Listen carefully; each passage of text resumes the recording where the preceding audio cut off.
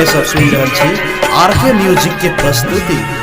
चलू सजनी ऐ जमाना सा बड़ी दूर चलू, चलू सजनी ऐ जमाना सा बड़ी दूर चलू, चलू सजना ऐ जमाना सा बड़ी दूर चलू, चलू सजना ऐ जमाना सा बड़ी दूर चलू। दुश्मन बनल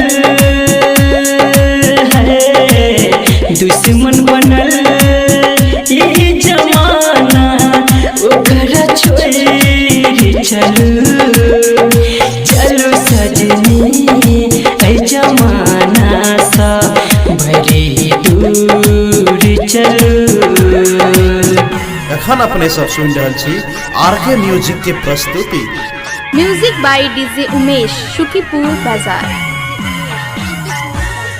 सुख दुख में हम सजनी आही साथ रहुए, आही संगे जीवे सजनी आही संगे मरबुए। सुख दुख में हम सजना आही साथ रहबियो, आही संगे जीबै सजना आही साथ मरबियो। आहन दिया है, आहन दिया हम किनारा साथ साथ बहू, चलू सजनी ऐ जमाना सा बड़ी दूर चलू, चलू सजना ऐ जमाना सा बड़ी दूर चलू। एखन अपने सब सुन रहे छी आरके म्यूजिक के प्रस्तुति। Music by DJ Umesh, Shukipur बाजार।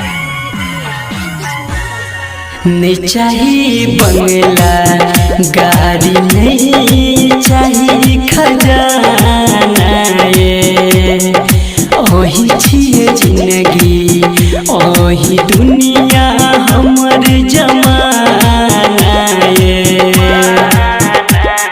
नहीं चाहिए बंगला गाड़ी, नहीं चाहिए खजाना यो, अही छिए जिंदगी अही दुनिया हमर जमाना यो।